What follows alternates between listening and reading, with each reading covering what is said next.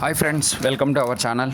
ఈరోజు మనం సరదాగా సాయంత్రం అయిందని చెప్పి అలా వెంకన్నపల్లి సెంటర్కి వెళ్ళాం. ఇది వెంకన్నపల్లి సెంటర్ అనమాట. ఇక్కడ ఒక ఫేమస్ ఫాస్ట్ ఫుడ్ సెంటర్ ఒకటి ఉన్నదన్నమాట.